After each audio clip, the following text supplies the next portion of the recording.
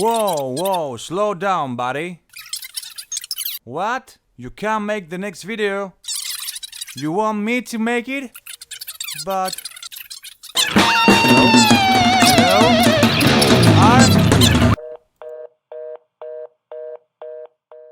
Hello everyone, my name is G, and in this video I will share some invaluable information with you. This information has actually been kept secret from humanity for far too long. Throughout the years, many have asked the question, and many have received misleading answers. Due to most people's lack of instinct, hence of the ability to tell lies from the truth, many have believed these misleading answers, and as a result, they have chosen a life of suffering, misery, poverty, and overall misfortune. Now, what could that secret be that could change a person's life so drastically? And how could you, after knowing the truth, spread this secret to your loved ones as well? Well, let me begin by saying one word: Satan. Now, most people are scared at the sound of that name, but since you click on this video, you are more courageous than most, aren't you? The name Satan is actually quite ancient, and it existed long before the Jewish invention of Christianity. There was a town in India with the name Satana. There is a link in the description of the video. The words Satnam and Satanama are sacred mantras used in Kundalini meditation. In fact, Satnam means the name of God is Sat, whereas Satanama means homage to the God whose name is Sata. All variations of the name Satan mean truth in Sanskrit, which is one of the world's oldest and most ancient of languages. Satan also means adversary or enemy in Hebrew, but we'll get back to this later. Another proof of the name Satan existing long before the modern monotheistic religions, Christianity, Islam and Judaism, is the existence of the Yezidi or Yazidi people. These people have a reputation of being devil worshippers, and that's because the other name of the god, Melech Chaos, is Satan, the same name the Quran has for Satan. The Yezidis claim to have the oldest religion in the world, supporting that the truth of this is shown in the antiquity of their calendar. They can trace back the religious calendar 6,756 years, thus making 2019 CE the Yezidi year of 6,768. In relation to some of the other major religions, the Yezidi calendar is 4,750 years older than the Christian or Gregorian calendar, 990 years older than the Jewish calendar, and it is 5,329 years older than the Muslim calendar. So now that we have cleared out the fact that the name Satan does not originate from the modern monotheistic religions, let's dig a bit deeper as to who Satan is. If we entirely remove the description of Satan taken from the Bible, the Quran and the Torah, the Christian, Muslim and Jewish holy books accordingly, then the entire concept of Satan being the naughty angel who went against God is falling apart. Satan stops being the monstrous creature you see in Hollywood movies, and he also stops being the bad guy who forced you to sin. Funny thing is that even people who claim to be atheists still believe that Satan is the bad guy. You can see this when they say things like, "You're so mean, you're like Satan," and other similar crap. So, who is Satan? In one of the Hindus' ancient texts, the Silapathikaram, it is stated that Sanat Kumara, whom they also call Murugan, ruled the ancient Golden Age. Sanat, which is an anagram of Satan, means eternal in Sanskrit.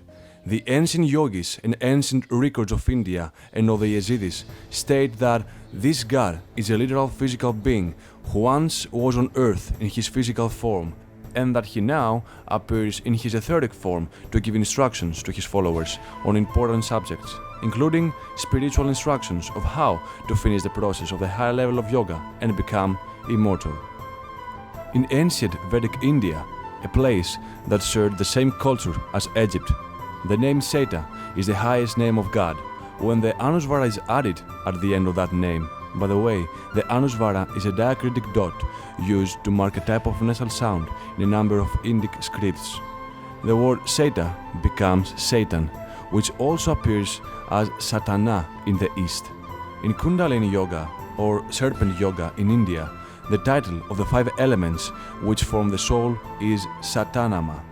Although nowadays this mantra is used to prevent or stop Alzheimer's disease, as well as to increase all aspects of cognitive brain function. In the ancient times, this mantra related to the center of consciousness, which was called the Eye of Ra in ancient Egypt. In other words, in Kundalini Yoga, Satanama is a mantra to awaken the third eye, which is why Satan also means truth in Sanskrit. It is the gnosis of the superconsciousness state. This in itself is very revealing, as it was said that the serpent or Kundalini protected the pharaoh from the forces of evil and ignorance. The Yezidis state that the symbol of the peacock, which is the symbol of their god Melekchaos, meaning the peacock king, is the symbol of the fully opened third eye. In the East, the Tao mantra is used for opening the third eye, and the peacock is shown as the symbol of the third eye. Many gods and ascended beings wear the peacock feather crown to show this. The ancient symbols show that the activation of the third eye is the major key to the transformation of the soul. According to the Eastern texts, it is the key to achieving immortality. One last place from where I derive information concerning the entity named Satan is from the oldest civilization known on Earth, the ancient Sumerians. The ancient Sumerians worshipped the creator of humanity as Enki. According to the Sumerians, he created the race of Adamu, meaning humanity, and into their blood he put the secrets of the god's blood. In doing so, Enki created a new race with a special spiritual purpose, to ascend and to become Shining Ones. Shining One means God in the ancient language. Now, this creator god Enki was also called Satana by the ancient Sumerians. The Yezidi people who live in North Iraq have stated in their own records that they were part of ancient Sumeria and Babylon, and that they are the first humans. The Yezidis also state that before being in Sumeria, they had migrated out of ancient India. As mentioned already, in Hinduism, the highest name of God is Satanama, Sanat or Sat. Satanama is the most sacred mantra in Kundalini Yoga, which is the science of true spirituality and liberation. The Yezidi and other surviving ancient civilizations, such as the Mandins, state that Enki or Satana created humanity not in the Near East but in the Far East, in the garden paradise of Sri Lanka. They say that Enki or Satana came down from Adam's peak and taught the race of Adamu the sacred spiritual knowledge of liberation and ascension of the light body. It is also stated that Satana and the other gods lived physically on earth and had a civilization here. The Sivanolaipathmalai, the most sacred mountain in Sri Lanka, is still called Adam's Peak by those in the Near East, in ancient memory that this was the mountain Satana descended from to teach mankind the light of the soul. Satana is still worshipped by the Sri Lankans as Sanata or Murugan. The Vishnu Purana stated that Sanata is the original god that all cultural images of Hindu leader gods go back to, including Krishna. Another thing to note about the name Enki is that Enki is also spelled Anki in Sumerian, which becomes Ankh to the Egyptians. The Ankh or Anki is the symbol of immortal life of the light body. Ankh is also the symbol of Venus, whose esoteric meaning is the morning and evening star, which was the symbol of the union of heaven and earth in the ancient world. Anki or Satana is the god of life and the god of light, which humanity is supposed to have. If we take into consideration all of the above, it appears to be that Satan's symbols and titles all have to do with the supreme gnosis of the soul and the full transformation of the soul into the light body, the awakening of the Kundalini serpent, the activation of the third eye, hence of the ability to tell lies from the truth, as well as having divine knowledge about the universe among others, and the completion of the magnum opus, in other words, reaching immortality. Now, how in the world did Satan, Sanat Kumara, Melek Chaos, or Enki, and these are only a few among his many names, end up becoming the bad guy we all know of today? How did such a divine and knowledgeable being, according to the ancient texts, become the adversary, the father of lies, the deceiver, and the list goes? This is where the Jewish religions come into play. To begin with, it is important to note that, contrary to what most people have been indoctrinated with, Judaism, Christianity, and Islam are relatively new religions. Humanity actually goes back tens of thousands of years. Secondly, it is essential to understand the fact that these three religions, and the reason I am naming these three is because they are all interconnected, and they are also the reason behind people's opinion of Satan, do not really have anything original of their own. Most of the stories written in the Bible, as an example, are concepts stolen from the myths and spiritual allegories of the pagan religions. For more information on this, there is a link in the description of the video with plentiful articles written about this subject on exposingchristianity.com. So, having these two facts out of the way, let's try to understand a bit more about the real purpose of these three religions or programs, for they attempt to program, through fear and ignorance, a very specific mindset to the common people. It is not a secret, alas it is forgotten by many, the fact that whenever Christianity or its other two cohorts took control of a country or region, the ancient spiritual texts and records were removed or destroyed, and those who had spiritual knowledge and power were mass murdered by the Inquisition. The destruction of the ancient records allowed an alternative invented history to be written, which resulted in the disconnection of humanity from its ancient roots. The once proud, strong, and noble free spirit of men gradually turned into the poor, meek, and frail average person we see on a daily basis. The dancing naked around bonfires, loving the naked human body, and being free and confident in our own sexuality suddenly became a sin, a nasty thought, and illegal for a long period of time in the Middle Ages. Worshipping the ancient pagan gods and citing their myths where they showed courage, boldness, strength, and superiority was now a heresy and a crime punished with torture and death.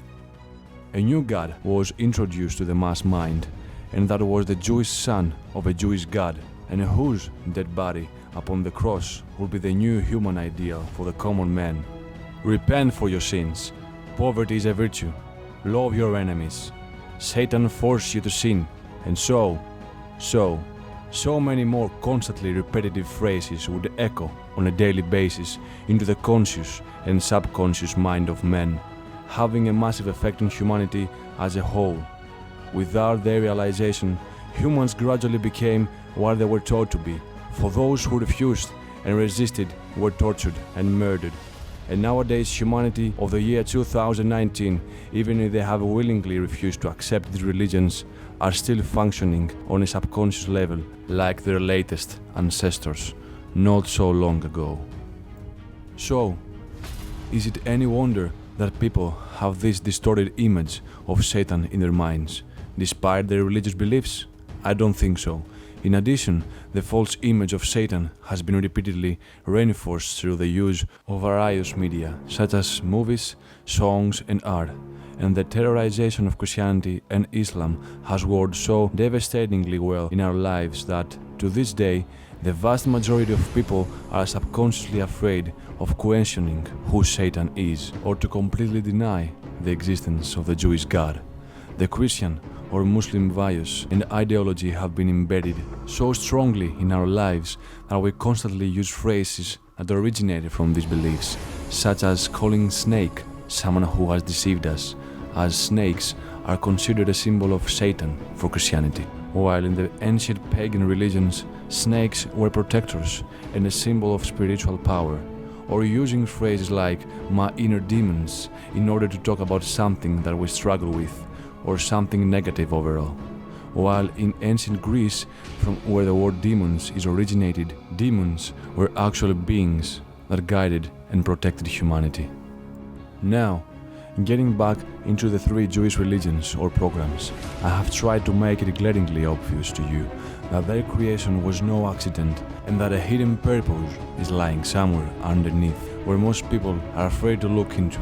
Concepts of the occult and magic have been looked down upon, or worse, for ages now, with the media playing a major role in this. Hollywood movies depicting how evil witches are, or other shows and videos trying to debunk every single hint of spirituality, have created a worldwide negative view and mindset in regards to magic and the occult. Being aware of the fact that all the ancient pagan religions had spirituality as their main theme, with physical practices on how to achieve a higher state of mind, body and soul, it would be extremely foolish if we were to take these beliefs as false and bogus, taking into consideration that the Christians, Muslims and others went to great lengths to destroy all of the pagan occult books and practices, as well as killing every single person who held this knowledge. I'm not going to go into any details about the validity of spirituality and of the occult, as there are other videos you can watch and practices you can try, and be the judge on your own. However, it is of no secret that there are vacuum-sealed vaults in the Vatican Library containing thousands upon thousands of ancient esoteric books from around the world that have been stolen over the years and kept out of public circulation. It is also of no secret that many of the ancient documents have been found all over Egypt and other places, have either been destroyed before they made it to the public, or they have been translated by Christians or other people who have hidden agendas behind their actions, and truth is not a concern of theirs. So, what is going on here? Apart from the obvious effect of turning the once intelligent, proud, strong, healthy and noble mankind into the foolish, weak, filled with vast variety of sexual ambitions and other psychological, mental and physical problems, average men of today, there is something else very important that has been taken into effect thanks to these Jewish religions and programs, and that is slavery. Now, I'm not just talking about the slavish worship of the Jewish archetype, or of the fact that when we began forgiving our enemies, that was the beginning of the downfall of our once great civilization. I'm not just talking about leaving our fate and destiny into the hands of God and confessing our sins, hoping to be forgiven and granted a place in heaven. What I'm truly talking about is something that you haven't even imagined of. It is actually so gruesome and human-hating that the normal human being is incapable of seeing through it, and the many years of spiritual blindness and denial have only reinforced our ignorance towards it. I have come to understand the true meaning of this slavery after being involved for many years with the occult and meditating. I have finally grasped the truth on what the purpose of these Jewish religions and programs is, after being able to see on a spiritual level the current state of things. By cutting us off from our ancient roots and values, mankind has been cut off from the power that exists within their souls. Millions of people suffer from depression, hopelessness, and confusion about life, not knowing that their souls have been stagnant and thirsty to return to true spirituality and to their original creator.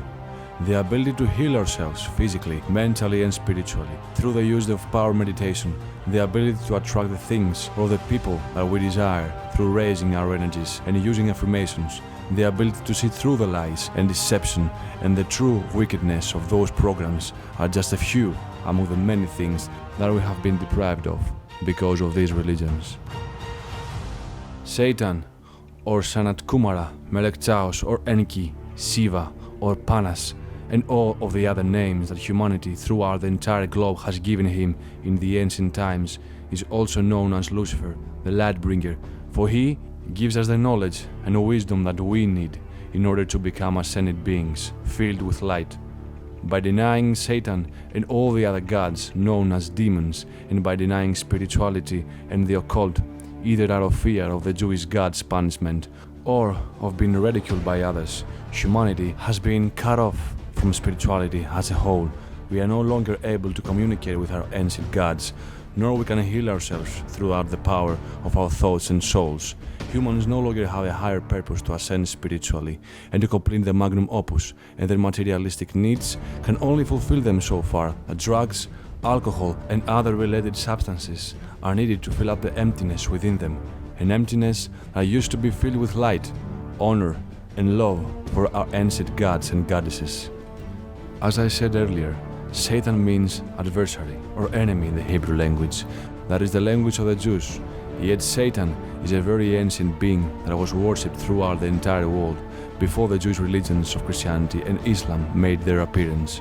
On top of that, the Jews, who are the creators of Christianity and Islam, even if they appear to be the enemies of this, the same people who have taught us to spit in the name of our gods and goddesses, are also the same people who own the pharmaceutical industry, the media, Hollywood and television channels, the educational system, the government, and hence the public opinion, and in the end, everything that works against us is always a profit for them. Now can you understand the severity and disturbance of the situation? Our downfall was no accident. Humanity being in this low and sickly state was never the natural course of things. All of this is purposeful, from wars to famine to poverty and to depression in a suicidal rate. All of it is purposeful by the ones who profit from it, the Jews. As a tiny fraction of all the proof that exists within the Jewish Bible, which damns humanity for all eternity, is the concept of Adam and Eve, which also existed in the ancient civilizations. When Judaism was created, it stole the spiritual cultural texts of the Sumerians.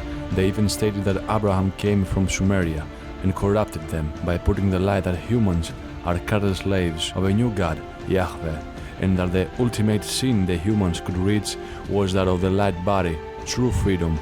Yahweh openly states in panic that if Adam and Eve eat from this tree, they will become gods, shining ones, and he will not be able to make them cattle slaves. They will have attained true eternal freedom. This becomes obvious again in the story of the Tower of Babel. In the ancient Near East, the name Bab is the name of the serpent goddess, and El means the shining one. Babel is the shining serpent. It is also called the Serpent of Fish Tower, and is an allegory for the spine. The town the ancient people were building is the raising of the Kundalini serpent up the spine to enlightenment, which is also the meaning of Kundalini yoga. Then Yahweh enters, who, with a council of other beings, openly panics and repeats the exact same statements he had made in the Garden of Eden. If humanity finishes the tower, they will become gods, shining ones, and he will not be able to make them cattle slaves. Then Yahweh openly attacks and destroys spiritual knowledge to remove spiritual power from humanity in order to make humanity his cattle slaves, which is what Judaism, Christianity, and Islam are all about. And here's where I will end the first part of this video. I hope this has been very educational for you. Thank you so much for watching, and stay tuned for the second part.